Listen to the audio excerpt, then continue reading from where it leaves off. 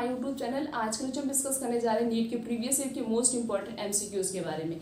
सबसे पहला क्वेश्चन है, during rainy season the ground surface become slippery due to. Rainy season में means जब बारिश होती है उस सीजन में जो सरफेस होती, ग्राउंड की जो सरफेस होती वो इतनी ज़्यादा स्लिपरी क्यों हो जाती। क्या ऐसी चीज़ प्रेजेंट होती जिसकी वजह से हमारी जो ग्राउंड सरफेस होती है वो बहुत ही ज़्यादा स्लिपरी हो जाती।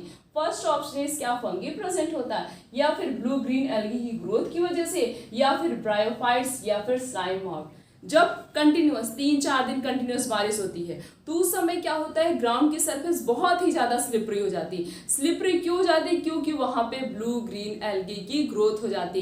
किसकी वजह से रेनी सीजन में जो है हमारी ग्राउंड की सरफेस स्लिपरी होती? Due to the presence of blue green algae. So the correct answer is B. Next question is the mode of nutrition of bacteria is usually. Bacteria में किस टाइप का क्या होता है, किस टाइप का वो न्यूट्रिशन शो करते हैं बैक्टीरिया। फर्स्ट ऑप्शन, क्या वो फोटो ऑटोट्रॉपिक होते हैं, मींस लाइट की हेल्प से अपना फूड प्रिपेयर करते हैं, या फिर कीमो ऑटोट्रॉपिक होते हैं, मींस केमिकल की हेल्प से अपना फूड प्रिपेयर करते हैं, या फिर हेटरोट्रॉपिक होते हैं, ऑटोट्रॉपिक दोनों होते हैं, मींस अपना फूड कभी कभी प्रिपेयर करते हैं और जब वो फूड प्रिपेयर नहीं कर पाते दूसरे ऑर्गेनिज्म पे डिपेंडेंट होते हैं, उन्हें हेटरोट्रॉपिक कहते हैं, या फिर कोई नहीं।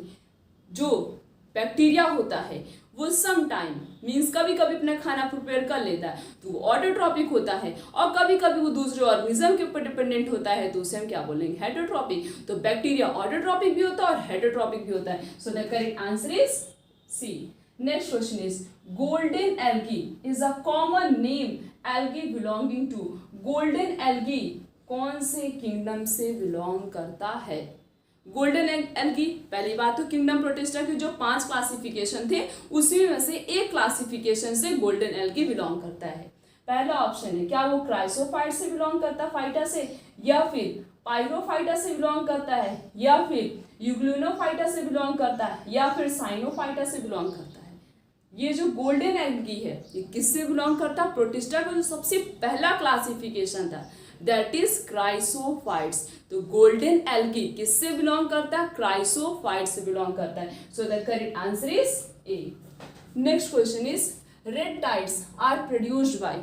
जैसे जो प्रोटिस्टा के 5 क्लासिफिकेशन होते हैं उसमें से एक क्लासिफिकेशन ऐसा है जो अगर वाटर के अंदर उसका अमाउंट ज़्यादा हो जाता है, बहुत ज़्यादा, तो इसकी वजह से वो टॉक्सिक सब्सटेंस रिलीज करता है और पूरे वाटर को क्या कर देता है, रेड बना देता है। रेड टाइड मीन्स सिक्रीट करता है टॉक्सिक सब्सटेंस जिसकी वजह से पानी जो है रेड कलर का हो जाता है और जिसकी वजह से जितने भी एक्वेटिक एनिमल्स होते हैं उनकी डेथ हो जाती है। तो रेड टाइड जो है कौन प्रोड्यूस करता है? Produced by, first option is red algae. क्या वो रेड एल्गी से प्रोड्यूस होता है, या फिर डाइनोफ्लेसलेट से प्रोड्यूस होता है, या फिर डायटम से प्रोड्यूस होता है, या फिर ब्राउन एल्गी से प्रोड्यूस होता है। रेड टाइड कौन कॉज करता है? डाइनोफ्लेसलेट्स की वजह से होता है। So the correct answer is B.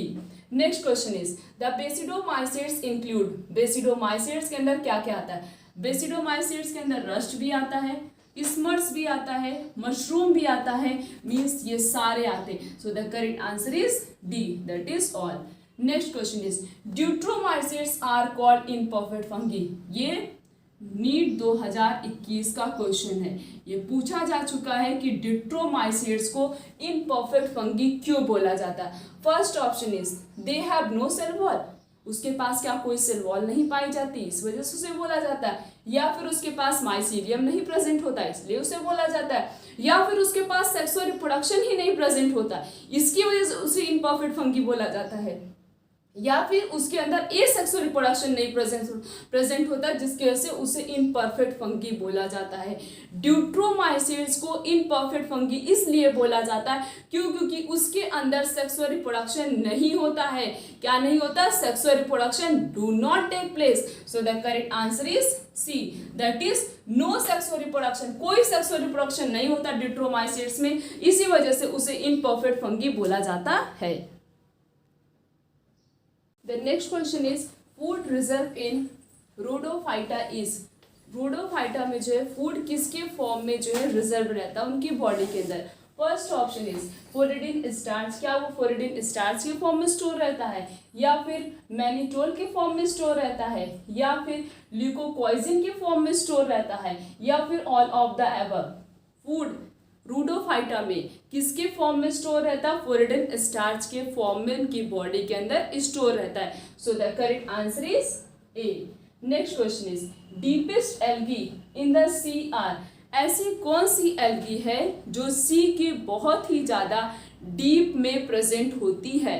First option is red algae, second is brown algae, third is green algae and fourth is golden algae. सबसे डीपेस्ट एल्गी जो सी में होती है वो होती है रेड एल्गी।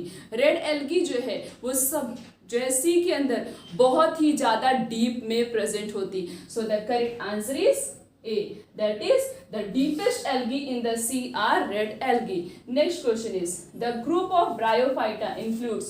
Bryophyta के अंदर कौन कौन सा क्लास आता है? पहला ऑप्शन है liverworts and ferns, दूसरा ऑप्शन है liverworts and the club mosses and third option है moss and fern and fourth option is liverworts and mosses. Bryophyta के अंदर ब्रायोफाइटा को दो क्लासेस में क्लासिफाई किया गया है। उसके अंदर दो क्लासेस आती, सबसे पहला आता है लीवरवॉर्ट्स और दूसरा आता है मॉस। क्या क्या आता है? लीवरवॉर्ट्स और moss. So the correct answer is D.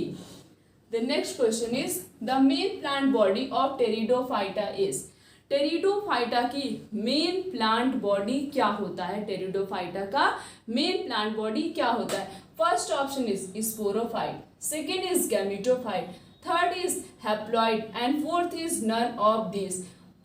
Pteridophyta की जो मेन प्लांट बॉडी होती उसे क्या बोलते हैं? स्पोरोफाइट बोलते हैं। क्या बोलते हैं? Sporophyte. So the correct answer is A, that is the main plant body of pteridophyte is known as sporophyte. Next question is life cycle of gymnosperm is. Gymnosperm की लाइफ साइकिल कैसी होती है? First option is क्या वो haplontic होती है, क्या वो हैप्लोडिप्लॉन्टिक होती, या फिर डिप्लॉन्टिक होती, या फिर डिप्लोहैप्लॉन्टिक होती।